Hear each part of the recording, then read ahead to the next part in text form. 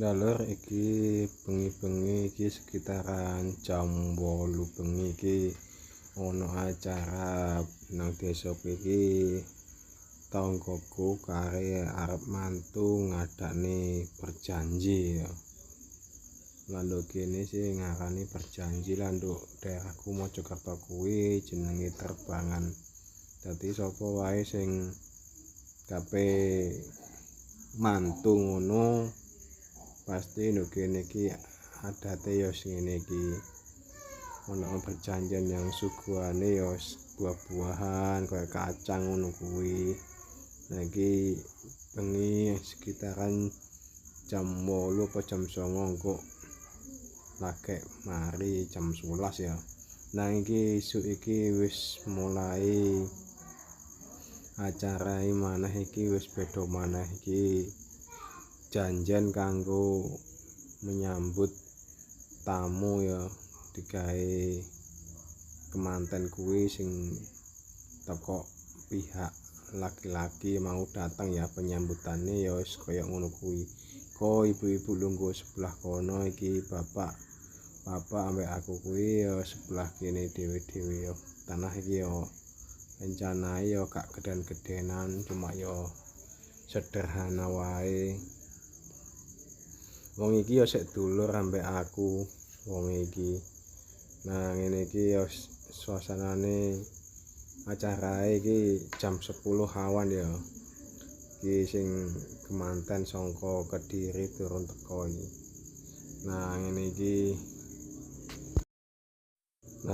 iki aku lungguh siap-siap nyambut kemanten teko pihak wong lanang ya iki ambek ngenteni ngombe bapak iki padha tanggoku kabeh iki. Nah iki tanggoku sing arep dadi manten iki cah wedok kuwi. Nang ndek isuk mang iki wis ijab kabul ngono iki ya karep munggah kuwade ngono iki di papah ambek dulur-dulure ngono. Nah iki engko acarae ya wis sampe bar duhur ngono ku biasane.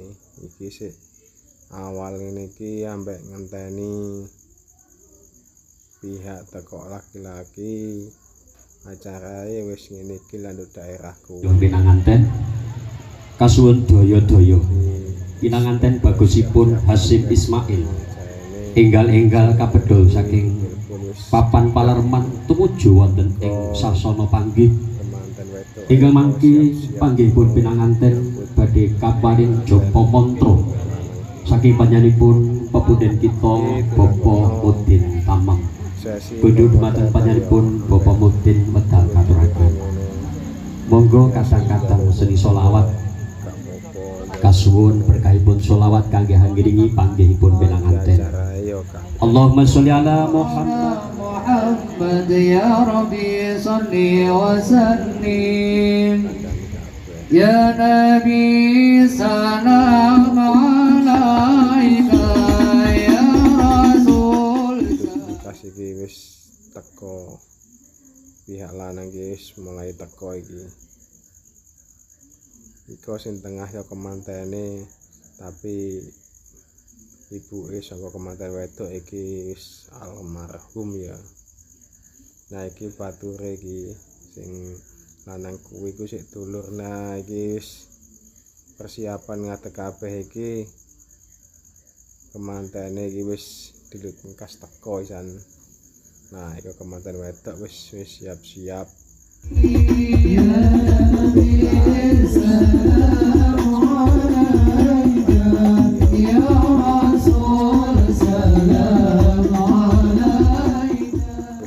Dulur-dulure teko kabeh iki.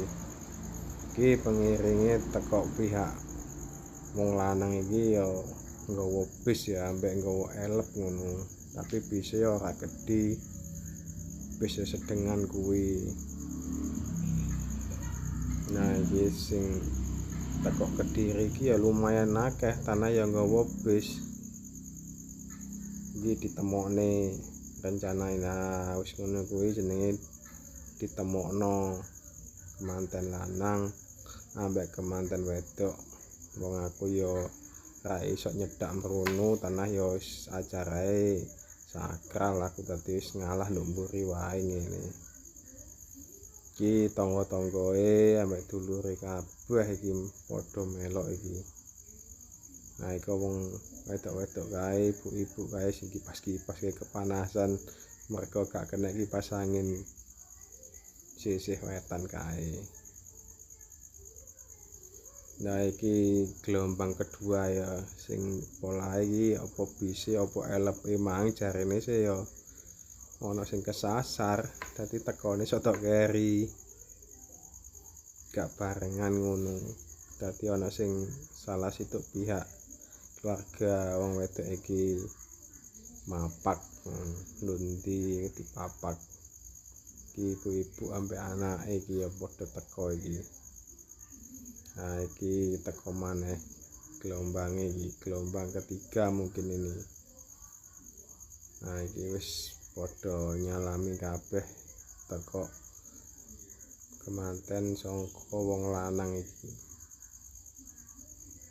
Tanah yang nggawa bis pengen ditakoni jarene ya ora ngetol perjalanane tak takoni iki mangsane 4 jam teko Kediri sampai Magetan kuwi. Nah iki sing pecine coklat iki yaine teko Kediri iki. Nah wis alhamdulillah acarae wis dimulai kemantene wis padha lungguh nang kursi kono. Iki tanah ya rame.